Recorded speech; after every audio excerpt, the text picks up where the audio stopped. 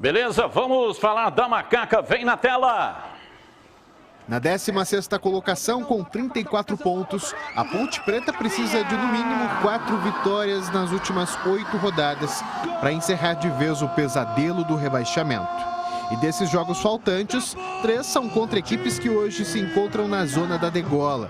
O primeiro é contra o Vitória, dentro de casa, pela rodada 32. Já na antepenúltima e penúltima rodada, a Macaca tem pela frente o Londrina e o Confiança, ambas fora de casa. Mas antes de pensar nos confrontos diretos, a Ponte precisa passar pelo Remo, já no próximo domingo. Acho que assim, a gente tem que pensar jogo a jogo. E o nosso próximo desafio é o Remo, fora de casa. E o mais importante, né, é a gente tá pontuando. Sabemos que a Série B é uma competição muito difícil, muito cascuda, então assim, a gente tem que pontuar, então vamos firmes e fortes fazer um bom jogo lá contra o Remo. Sem vencer a 4 rodadas e com retornos importantes, Gilson Kleina deve fazer alterações na escalação inicial da Macaca. Um pouco mais defensivo, Felipe Albuquerque pode começar no lugar de Kevin. No meio-campo, André Luiz, que falhou na última partida, não tem vaga garantida. Camilo e Fecim também brigam por uma posição na área central. Já no ataque, Richard pode perder a vaga para Iago. Vários mistérios que só deverão ser desvendados horas antes da partida.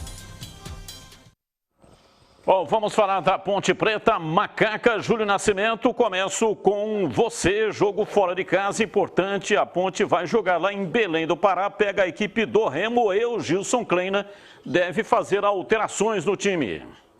Pois é, né? A Ponte tem uma tabela muito difícil, né, Batista? Mas tem esses 3 confrontos diretos que nós vimos aí. E os matemáticos apontam justamente 3 vitórias para a Ponte nessa reta final. Então, eu não descartaria o resultado do empate como resultado ruim da Ponte contra o Remo, pela dificuldade que é o jogo.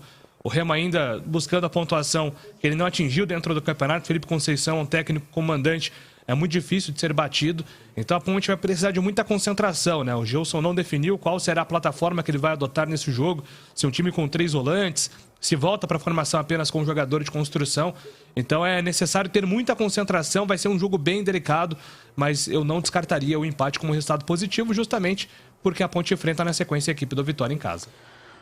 Bom, já vamos continuar debatendo aqui, falando da Macaca, mas agora, atenção, você que é pintor, eu quero conversar com você sobre a Corbella Tintas, a parceira do pintor. É onde você encontra Coral Proteção Sol e Chuva Impermeabilizante. E com alta tecnologia e inovação, atua com um escudo protetor e traz em sua fórmula o polímero flexível da Coral, que estica e volta, protegendo as casas contra fissuras, mofos e algas. É a melhor solução para proteger contra as mudanças climáticas e efeitos do sol e da chuva nas paredes externas da sua casa. É por isso, gente, que eu não canso de repetir. Use a Coral Proteção Sol e Chuva Impermeabilizante e tenha uma das casas mais protegidas do mundo. Proteção Sol e Chuva Impermeabilizante você encontra na Corbella. São mais de 40 lojas para atender você. Procurou, achou fácil. Se preferir, compre pelo Zap 3307-4179 ou então no site corbelatintas.com.br. Atenção, Corbella com 2 L's. Vamos lá, CH, falando da Macaca, quais são as alterações que você imagina que o técnico Gilson Kleina vai promover no time que enfrenta o Remo? Desconfio que só uma, na lateral direita. Eu acho que ele volta ao Albuquerque no lugar do Kevin, o resto ele repete. Ele tem mostrado isso nas atitudes ao longo dos jogos que, num jogo fora de casa, ele vai manter os 3 volantes, apesar de tudo que aconteceu, que eu não vou ficar aqui repetindo, problema do André Luiz, enfim, do que aconteceu.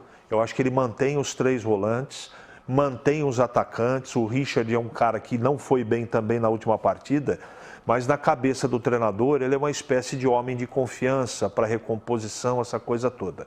Na zaga, apesar, não é, do que aconteceu na última partida, o Fábio foi contratado a pedido dele, é jogador de confiança, e ele não vai tirar o Ryan do time.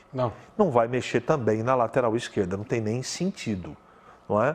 No gol também não vai mexer. Então, respondendo, amigo, sua pergunta objetivamente, se mexer, ele tira o Kevin e coloca o Albuquerque.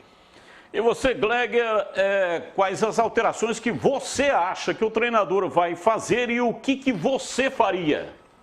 Olha, Batista, eu também acho que ele deve voltar com o Albuquerque, até pelas características, né? O Albuquerque ele é um jogador um pouco mais defensivo. Aparece sim à frente e tal, mas ele tem como característica fechar a linha ali e faz muito bem isso. Então, um jogo fora de casa, né? Um jogo perigoso, um jogo que tem que ter uma solidez defensiva muito boa. Então, eu acho que ele vai mudar ali. E eu faria a mesma coisa. No restante, tem que dar sequência. Não adianta ficar mudando muito a essa altura da competição, a Ponte precisando de bons resultados, você ficar trocando peça toda hora, né? E nós já vimos também, né, que não tem o que fazer, é isso aí mesmo, ó.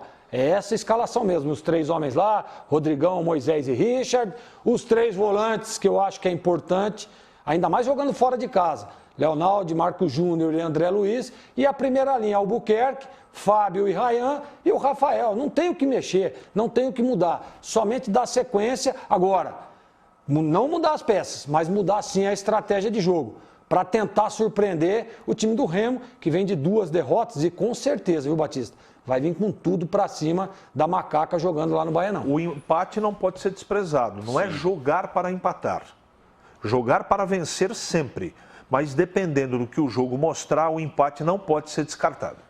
Talvez até nesse sentido aí, a formação com 3 volantes, né? Um time mais precatado. Começa um pouco mais precavido, depois acho que a Ponte não joga defensivamente. Nem pode, né? Nem pode. Apesar de que com 3 volantes aí não foi o melhor período da Ponte não, hein?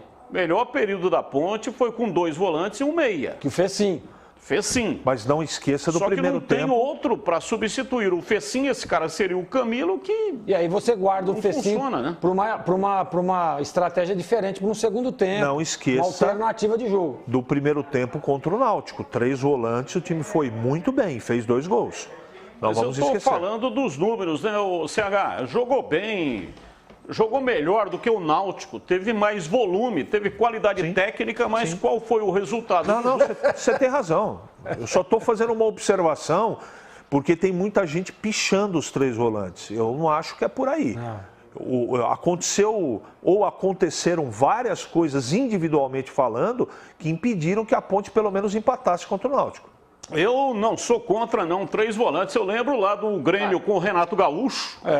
Foi campeão da Libertadores jogando com 3 volantes. Depende do tipo de volante. Por exemplo, esse time da Ponte aí só tem um brucutu, chamado brucutu, né? Um volante que não tem técnica, volante marcador, que é o caso do André Luiz. Volante disfarçado de zagueiro disfarçado de volante. É isso aí. Você sempre fala isso e é bem verdade, é isso mesmo. Porque você pega o Marco Júnior, ele é quase um meio. Fez um gol na última partida. Volante técnico de habilidade. O caso, por exemplo, também... Do Leonaldo. Do Leonaldo, que é um volante técnico de muita habilidade. Assim como era o Camilo, aquele que foi para a França. Isso aí. Sim. Camilo, volante. Não o Camilo aí, o meia. O meia. E acontece também com o Lucas Cândido, que está no banco. Eu fico aqui imaginando esse trio de volantes, hein? Lucas Cândido, Marco Júnior. Seria o ideal. O Marco Júnior faz o primeiro volante. Aí 2 volantes mais à frente. O Lucas Cândido e o Leonaldo. Seria bom. Imagina como é que esse time... Você imagina a rotatividade desse meio de campo. Porque o Cândido, ele faz de primeiro também. Então você imagina essa rotatividade para confundir o time adversário. Não. Seria o meio de campo ideal para sem perder a intensidade da marcação. Exatamente. Marcando e jogando. Mas o Tigrão falou que o Lucas Cândido só pode jogar 20 minutos, mas é verdade. Incha o joelho dele. É verdade, Batista, é fato.